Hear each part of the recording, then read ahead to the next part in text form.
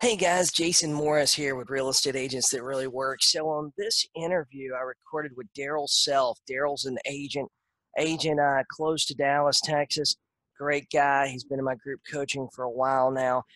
In this interview, Darrell talks about how to change your business from being really buyer heavy to really seller heavy, and how he done it to control his time, to control his life, to control his income. And it's a pretty exciting video. He talks about the challenges he had, and a lot of really interesting stuff, especially for agents in this situation and new agents just getting started. Hey guys, I have a lot more great videos and stuff coming up. Hit the subscribe button, subscribe to my YouTube channel. And guys, if you want to join my group coaching, join today and get 50% off. Just go to Jason Morris Group Coaching and use the coupon code YouTube at the checkout. Thanks, guys. Let's get started. Have a great day.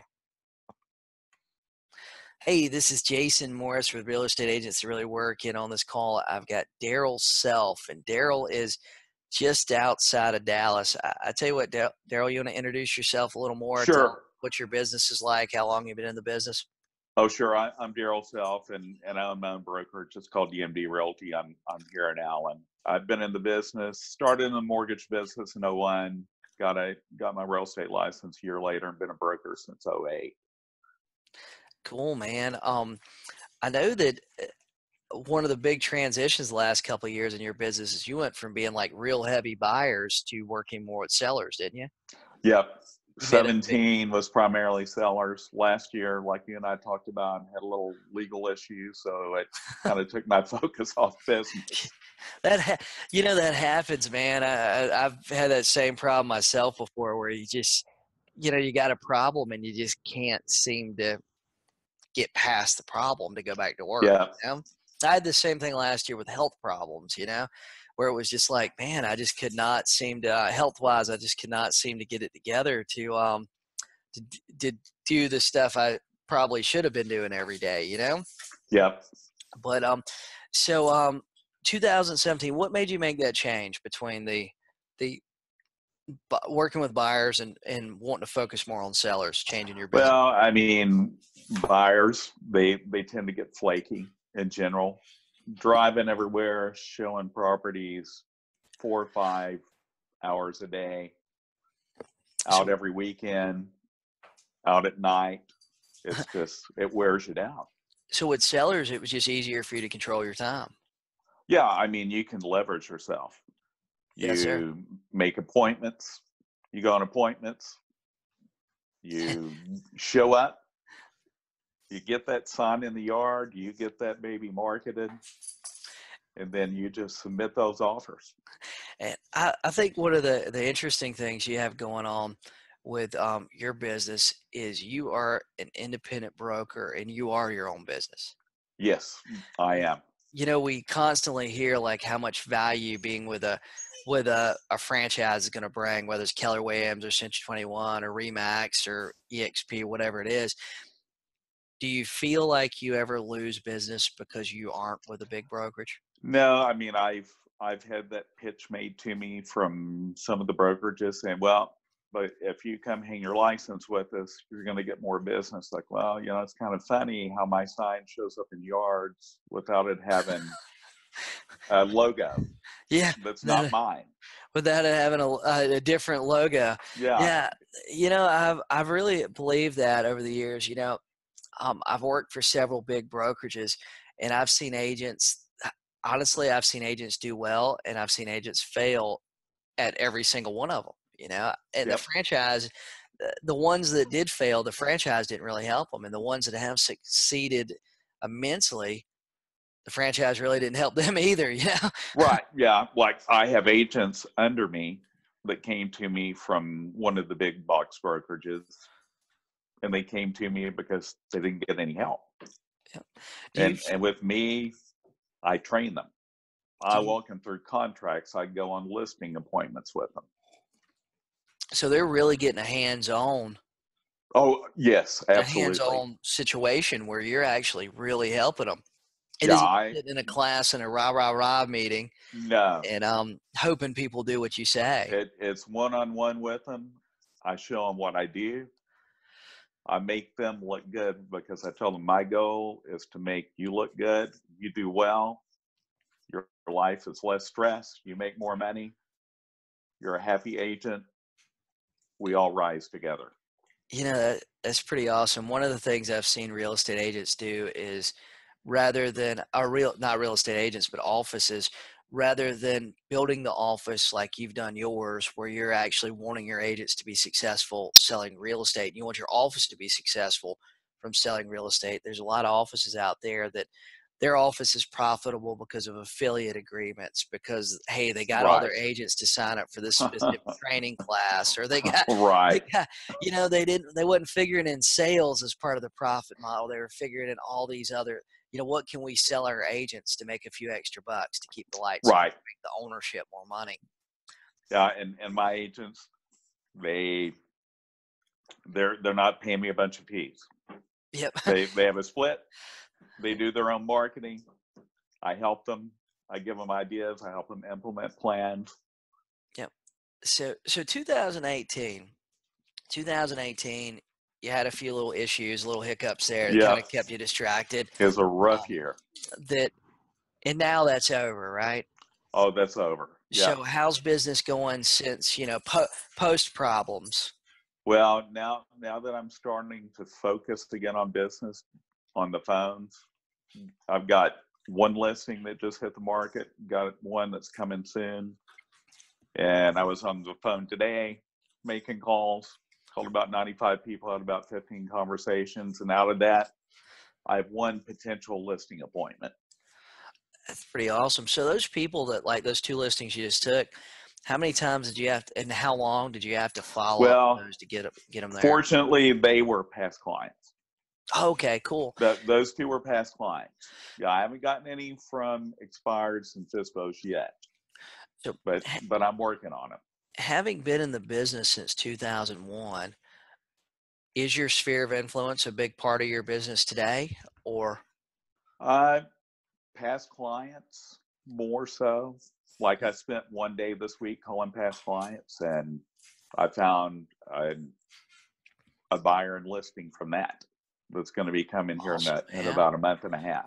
Awesome. That's what it takes. Talking to people, at least you think they might want to buy or sell, or maybe they know somebody that wants to buy or Oh sell. yeah. Well, and because of your coaching, Oh, that's helped me do things that I didn't do.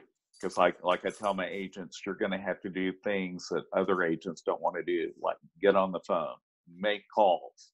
yep. Facebook's great, ads are great, but those people may or may not do business. But if you're calling FISBOs and expires, they wanted to sell Yeah. for a reason. It may not be today, may not be next week, might not be next month, it might be 2 months from now, but you're going to have business as long as you're on top of it. What's interesting? I follow all these different people, and one of the guys that I was listening to a podcast with this guy, Dean Gracioso, Oh and yeah. Dean is, for some reason, Dean like come on my radar like I guess a year and a half or so ago. I'd never heard of the guy before, about a year and a half ago, and now I feel like every time I turn around, somebody's talking about it. But one of the things he was talking about was historically proven profit models, and I think this is really interesting in the real estate industry, because making those calls, calling for sale by owners, calling expireds, circle prospecting, calling your sphere of influence, all those are proven models. That stuff worked honestly, it worked in the 70s, it worked in the 80s, the 90s, and in the And it works today. 2000 teens is still working. There's been different times where maybe it was more, more effective than it is today, maybe, but it's still very effective. Where Right. when you look at things like like Facebook, for example, you go out there and you can build the greatest funnel that you've ever seen, the greatest landing page, the greatest Yeah. everything, and honestly, Facebook's going to constantly change their model. Yeah. Constantly going to change They their ad model. So every few weeks, there every few is no, days. there is no proven system that's going to work on No. Facebook. There's no historically proven system. And it doesn't matter how hard we want to argue that, and how hard some of these trainers and people trying to sell you a funnel want to argue it. It's just, maybe it'll work this week for you. And, Right. And you know, and then you know, next um, month, that those 100 leads you got will now be 5. yeah, exactly. I mean, you know what? I've got a page with 63,000 likes on it, and I built that organically probably 7 or 8 years ago.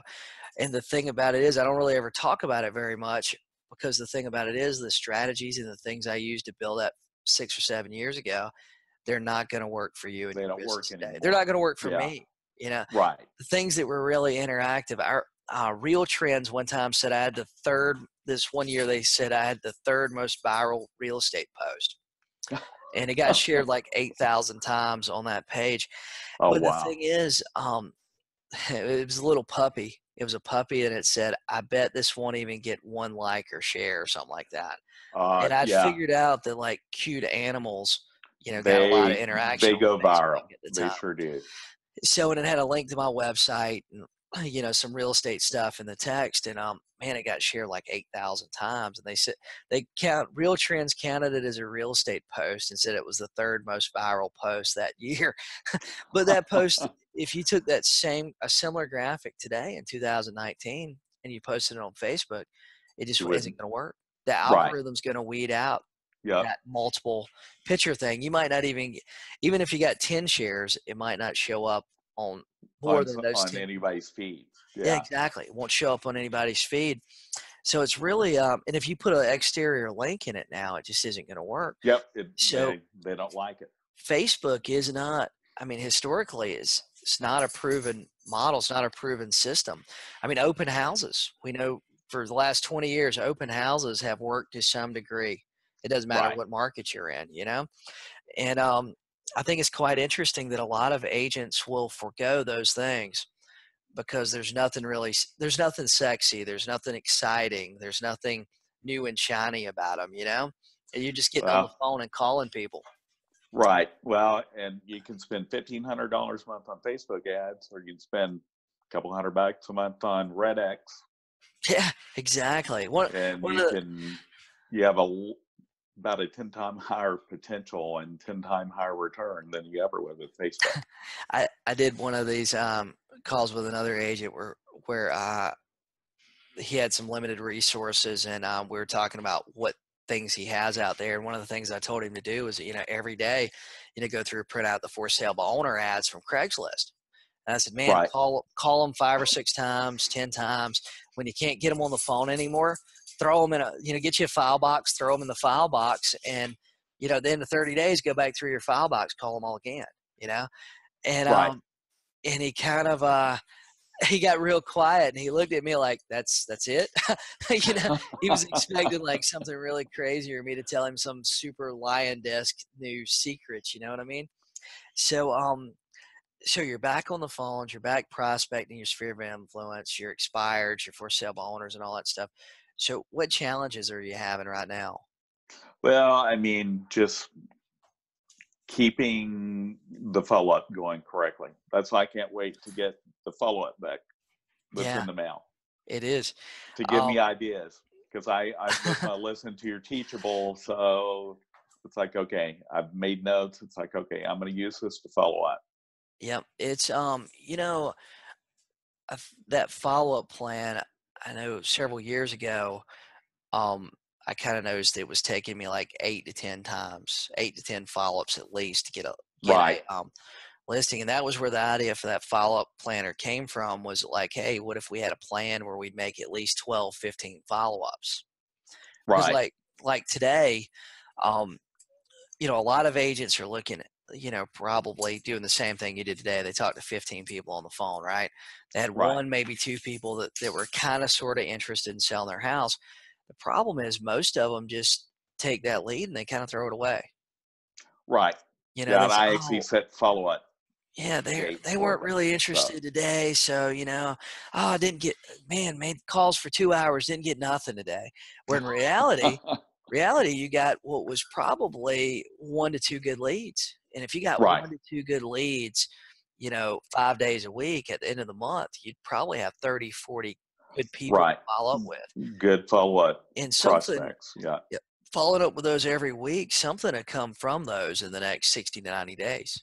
Oh, no doubt about that. I mean, and after a while, once you get, you keep doing that, and every day you're getting two, three, four people you're adding to your list, and you keep following up those two or three people, man, you could, next thing you know, you got 60 or 70, and you're getting listings consistently every single week. Right. You build up that list. But man, have you ever heard? You might have heard me talk about this because we've known each other like 3 years probably now. Yeah, We've it's known each about other for 3 a while, years. Yeah.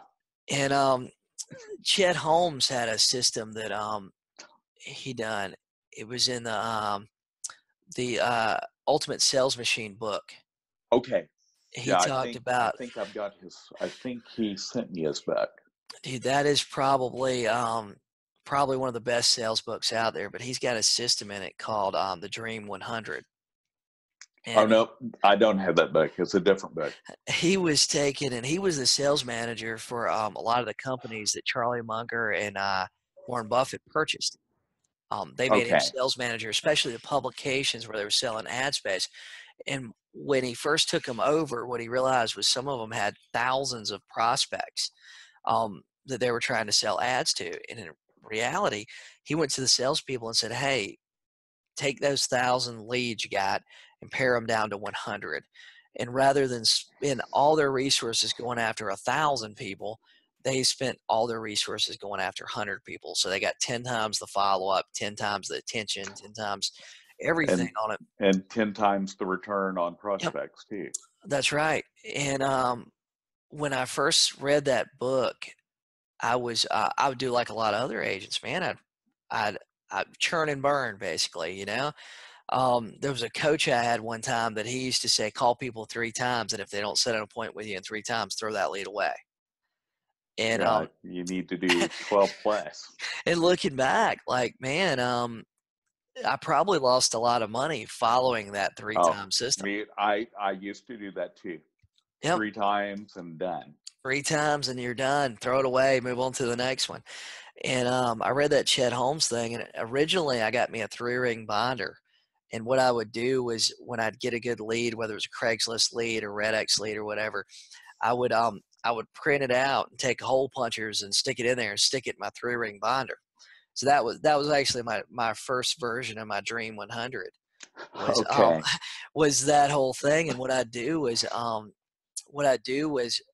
uh, back then, this was when I really first went to being an individual agent from having a big team back to solo agent again.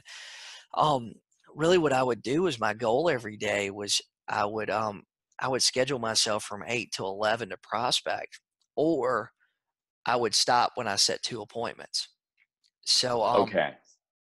so some days I would get to the office, and some days you don't feel like making calls. Yeah. Feel like like Yeah. it's really cold here, Today's man. yeah, today's not the day. It's cold and I haven't had but one cup of coffee. I need 5 more. Yeah, exactly, man. I tell you, there was one year that we usually have cold Januaries and Februarys here in South Yeah, Carolina. just like Dallas. And man, one February I barely left home, dude. I felt like it was just too cold to leave. Uh, I can't. I hate the cold Yeah, weather, I do too. but what I would do when I had those days where, man, I really just didn't want to be in the office. I really didn't want to make calls. We all go through that some days. Oh yeah. I'd pull out that notebook, my Dream 100 list, and I'd flip through it and I'd follow up like crazy with as many people as I could because I knew that that was the quickest way to get my appointments that day.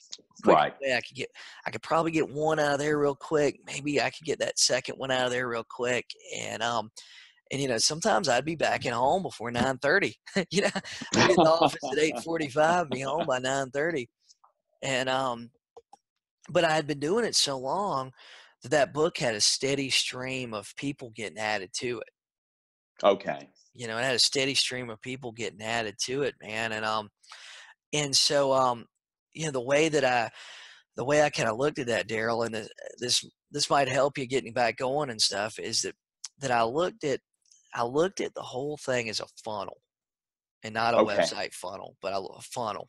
Right. And that top level was me making all those initial calls. That was me going through Onyx the first time. Back then we didn't have Onyx. That was me going through Red X the first calls. That was me going through the for sale by owners, their first calls, Okay. right? The very top level was me making the initial calls, and working it through the funnel was me having those meaningful conversations, which went in my notebook, right? And then Right. me just following up till they come out of the other end as an appointment, or hopefully an appointment, then a listing, you know? Right. And but my initial calls done nothing but feed that dream 100. It fed that notebook basically. Yeah, And I've been writing all mine down on a little notepad next to my laptop every day. that's, people think it's crazy. Like they keep, we see it all the time on Facebook. People say, "What's the best CRM?" Yeah. And The one you're using, whatever it yeah, is, that we, notebook. like the problem a lot of us have, that we're listing agents and stuff. We're when we take a disc test, we're either a high D or a high I. And the problem with being a high D or a high I is we're unorganized as hell. We're usually a low S and a low Yeah, C, yeah, right? yeah, that's me. My office floor has piles sitting in it, right? Yeah, And that's why I have my phone pointed at the back, so you can't see mhm. my desk. Yeah, that's how mine is in my office too. Like, I don't want nobody to come see me. They think that, only God knows what they'll think, because there's piles of Right. stuff all over the floor. It's like I got a maze where I can step. But but typically we're a high D's and high I's, but we're low S's and low C's. So what happens is we we get a great CRM. We subscribe to something, whether it's Lion Desk or even Realty Juggler, or even, hey, sometimes even Red X's Vortex, right?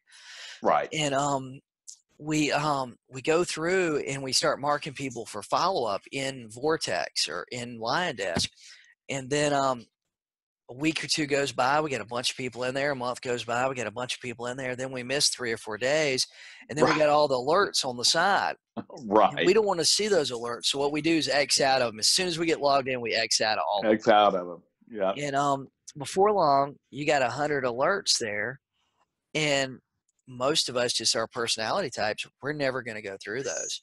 So it isn't Right. long before we just quit logging into the system altogether, and we're like, Right. we don't want to see the alerts. And I kind of realized that I would subscribe to these really expensive CRMs, and I would do stuff like that. That would, after a few months, it'd be just a waste. Yeah, because And you'd have data and people, but oh, never dated use it to people, follow follow-ups that up. would never happen. And Yeah. then sometimes for us, some of these things, even the simple ones, we can never figure out who we need to follow up with that day. We set Right. Or follow-ups. what to follow up with them about. Yeah, exactly. We set follow-ups, but we had a conversation with them, And we and we didn't went in make front notes of. about what it was. Yeah, we follow up. Yeah, exactly. We didn't make notes, or we made notes on a scrap of paper, and who knows where that scrap of paper is now. And But I make sure I'm saving them in notes on Redx. exactly, Talked but about this. it's easy to do when you're sitting right there in front of it. Sometimes when you're not, it makes it a little difficult. I learned that whole notebook thing, man. We'll probably have angry people about this one, but I was reading one of Donald Trump's books, and he says in maybe it's The Art of the Deal. I don't know. I've read all of his Okay. books at some point or That's a good another, book. just being in the real estate business.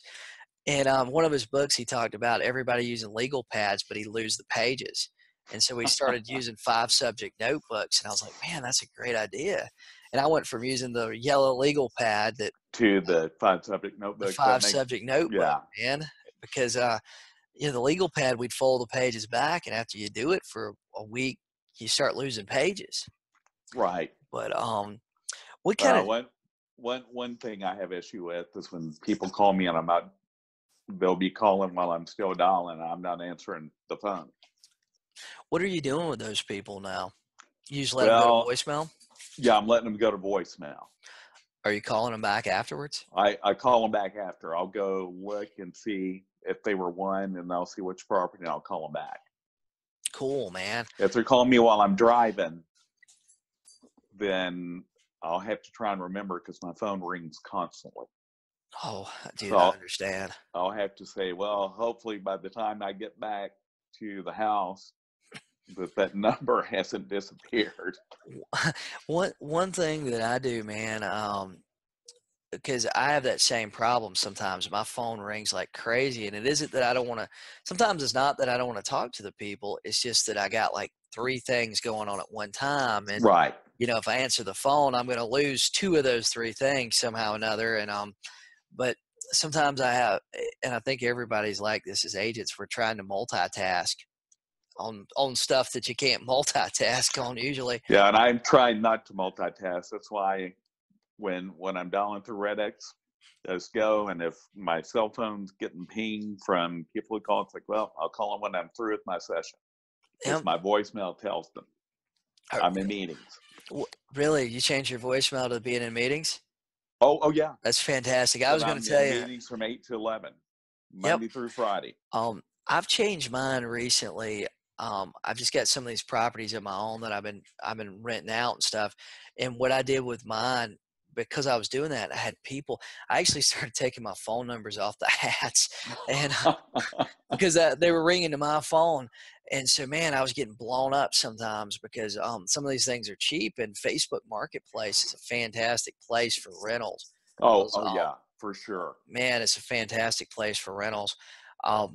You can put in my market right now, the rental market's so hot. If you've got a reasonably priced rental, you can put it on Marketplace. You get They'll be gone. 150 responses today. Oh yeah. And so what was happening was I was getting so many calls from that, I just couldn't keep up with them. And I've learned that I don't do well when that's happening, where I'm getting like call after call and Oh, I'm getting right. voicemails, and You I get don't do well. irritated. Yeah, you get irritated, you Yeah. get frustrated, and then you can't think about what you really need to be doing.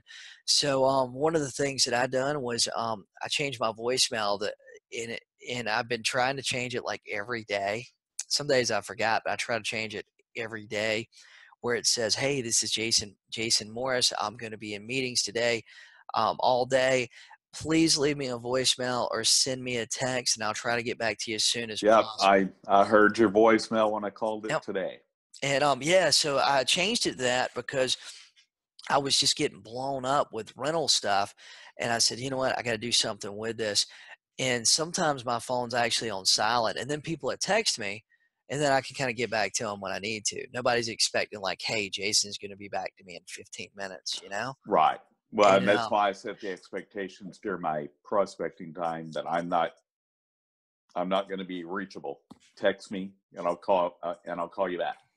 let me ask you this: who was the person before you done that? Who was the person that blew you up the most? Who was the person that took the most time away from you? Well, you don't have to say a name. That's probably a bad question. Oh, well, significant other.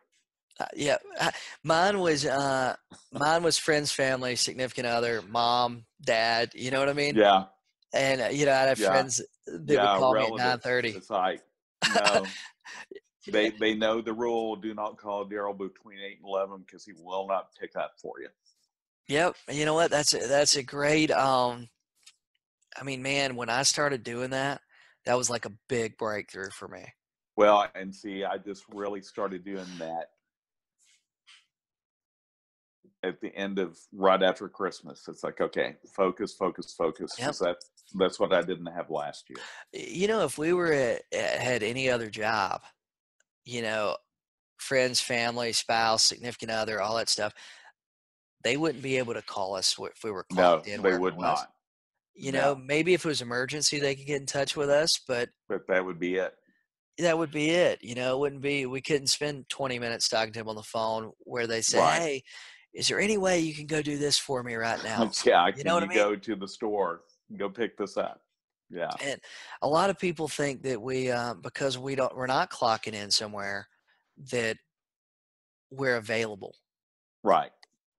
I'd have friends, and I still do sometimes, man. I got some random friends, and they'd call me in that morning time, and they would literally, if I allowed them to, they would take up most of my prospecting Yeah, time. that that happened a lot last year. And it's hard too. Like if you once you start prospecting, you get 20, 30 minutes in, you're making a little bit of progress. You say, "Oh man, this is my, wife, mom, husband, whatever, Right. calling me, friend. You know, I'm just going to talk to him like 10 minutes. Yeah, and it's never 10 And minutes. it's never 10 minutes. It ends up 20, 30 minutes. And then by the time you get off the phone with them, something else has come up. And Yep. you got to go deal with that, whether it's a phone call or leaving the Yeah, office, whatever because it you is. got a text or an email from a Yep. lead, and you got to And you some missed your whole transactions prospecting flowing up. time. Yeah, the 2.5, 3 hours is gone. Yeah. What kind of advice would you give, the agents listening to this, when you just Well, went through that big problem, right? well, I would say just stay focused on what you need to do. Stay focused on the basics. There's going to be distractions. Just put your nose to the grindstone, concentrate on that prospecting, because that's what's going to pay off. Well, You take your eyes off that, your business is going to suffer like mine did last year. looking back at that last year, and you don't have to tell any details or anything like that, but looking back at the whole situation last year, if you ended up in a situation like that again, and God forbid, I hope you don't, you know what I mean? I hope you never go through one, another legal situation. What would you do differently to deal with the problem and handle your business? Well, I would have just stuck to my prospecting. I would stick to my prospecting time and then just deal with the other things at the end of the day when I had no appointments set, rather than it just being the focus of my whole day, Yep. I, because it doesn't accomplish anything. I'll tell you something that I had a Mike Ferry coach, and I was getting divorced, and my divorce was a little bit crazy and stuff. And I'll tell you some advice that he told me. And I remember there for like a month at the end of my little contract with my Mike Ferry coach. He wasn't really a real estate coach. He'd like call me and I'd answer the phone just because I was paying. You know what I mean? Right. Yeah. I think it was like $1,000 a month at the time. And literally, $250 a call basically is what I was paying. So, Right. Yeah. You're four times a like night. at the time I had no interest, going through a problem, being distracted and losing focus and stuff. I had no interest really in prospecting. I just answered the phone when he called because I was paying so much money, right? And Right. he was more of a therapist than he was a real estate coach. That last 30, 45 days I had him, I was only in the program. I was only keeping up the program because it was the last month of my contract, and it was and I felt obligated, You felt And right. one of the things he told me that I probably should have listened to more back then, but when you're in the middle of things, it's hard to figure out what you need to do sometimes. Right. It's, you got your stress levels high and your attention span is gone and you're everywhere. One of the things he told me was, he said, "Hey man," he said, "one thing you're going to need is you're going to need money." He said, That's very true. he told me in the middle of it, he said, "You're going to need money." He said, "You're going to need money while the problem is going on." And he said, "You're going to need money after the problem is done with." And he said, you can, how do you put it? He said, you can be upset, you can be stressed out, cry about it, whatever you want to do. He said, but you still need to focus on your prospecting time, Yep. because that's what's going to give you the money going through the problem. Golden, that's where the And, gold is. and that's what's going to give you money after it's over with. And looking back at that time, I go, man, I probably should have listened to that. You know what I mean? I probably Yeah, and should I have wish I listened would have to had somebody tell me that last year. that. Yeah, I mean, it's looking, it's easy to look back and say, man, I should have done this.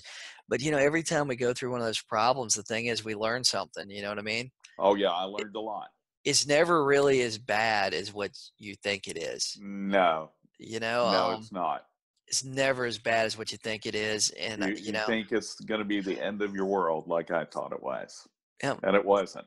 and just to tell people, you know, Darrell just had an issue with an agent that Yeah, got me sued. got him sued, Yeah, and it happens in the real estate business. it Like does. I had a broker in charge. This was back in '05, '06, and he was a retired attorney. He was a retired judge, and Okay. really sharp guy. I'm still friends with him, and he actually is the person that originally registered the term condotel. He originally Oh, trademarked wow. the term condotel. Just the guys he did it as an attorney. The guys he trademarked it for actually are from the Myrtle Beach area, and they never protected their trademark. Now it's actually a term like almost Oh, interchangeable with hotel. yeah. You know what I mean? Yeah. It's a category term now. Right. And he told me this was one of the things he told me. Like this was in 2005, which is pretty early in my career. He told me, he said, "Hey," he said, if you do a lot of business, it's only a matter of time before somebody's going to sue you."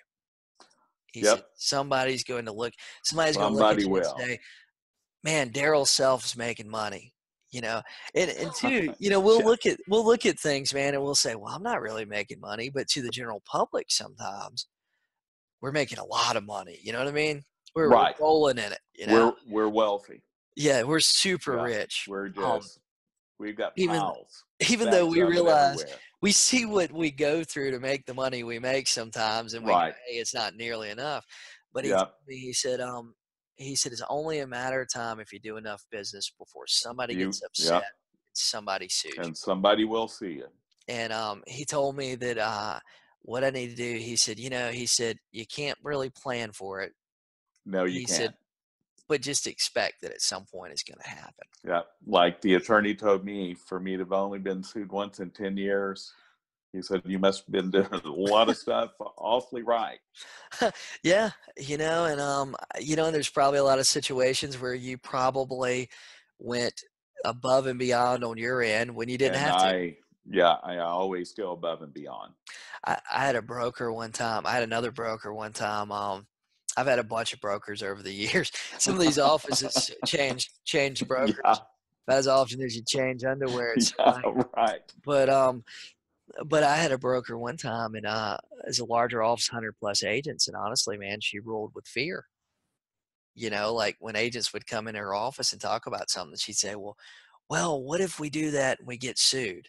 Oh, God. And she constantly worried about getting sued and talked about it even during meetings. Till I think that a lot of agents out there probably could have been better real estate agents, That they but were scared of they were lawsuits. Yeah. scared to really go out there. Right. In our business, to be successful, you have to become comfortable being uncomfortable sometimes. Oh, yeah. Yeah. You know? Like making phone calls. Yeah, man. That's an example. Yeah, it's never something we wanna do. We're never gonna be It's comfortable the something you first must time. do. It's You got something you got to do. you gotta do it, and, that's a big thing for me too, like, changing those, shoulds to must. Instead of Right. saying, "Hey, I should go do this," changing Well, it to, yeah. "I And now gotta go my do it." my call time is, well, I should be calling from 8 to 11. Now it's I must call from 8 to 11, Gotta do it. and nobody can call me. All Yeah. my friends know if you call me between 8 and 11, I'm not going to answer. I Period. I'll tell you this for me, uh, I guess maybe it was I was in that routine for so long that after a while, I found it almost like therapeutic, the whole calling process to get to the office, go through that routine. I'd put on my headset, I'd play music on YouTube, I'd hit the dialer, and the music would play in my earphones. If you're using Storm Dialer, the music actually play in your earphones, and when somebody answers, it quiets the music on Right. YouTube. And or it seems to on my computer. Yeah, seems to on my computer at least, like Okay. that. Um, but man, after a while, I felt like that was so predictable for me, and that routine was so predictable for me that it was like I was excited about going to do it in the mornings. Oh, yeah. Well, like after listening to all your teachable stuff, listen to the objections, using that same script over and over every day. Yep, it You becomes you so know what people predictable. are going to say, Yeah, and you do. it's simple. Yeah, it sure Simple is. versus easy. Well, I tell you, man, I don't wanna keep you too long. I really appreciate you doing this with me tonight. Oh, I appreciate you allowing me to. Let me ask you, with the experience you have, the time you've been in the business, the ups and downs you've had, agents like listen to this, they're newer agents, agents new in my group coaching program and stuff. What kind of advice would you give them, whether it's going through a problem, whether it's getting started, whether it's, them being in the middle somewhere trying to make a transition? What advice would you have for them? Well, I mean, my advice would be focus on that prospecting daily, no matter where you're at. Just prospect, set that time aside, regardless of where you're at. If you don't have lead sources, Jason can tell you where to go. Yeah, I appreciate it, man. And you're in Dallas. You're in a super big market, and hopefully this is going to get listened to by a lot of agents. And I think they're going to find a lot of value in this conversation. If they want to send somebody to you, a referral or something like that, how do they get in touch with Darrell Well, Self? they can call or text me at 469-438-5943. That's the Awesome, best way to reach me. awesome, man. And you work Text is the preferred way. I understand. And you work the whole Dallas market. I do. Yeah, it's pretty big. We've got around 8 million people here, and I forget how many 100 square miles. I know it's big, man. I tell you what, all the places that me and Laura have been, Dallas has been one of my favorite ones. It's a great place to live. I'm a It's little biased. I've lived here 55 years, yeah, so I've been here a people are while. super nice, but They are. is it nice? Like South Carolina, people are really nice here, Oh yeah, but yeah. we don't It's have like, big buildings. You guys have big buildings and you have yeah, we everything, do man. have big buildings, no doubt. Well, I appreciate it, man. I'm gonna stop the recording now and hang on just a second for me.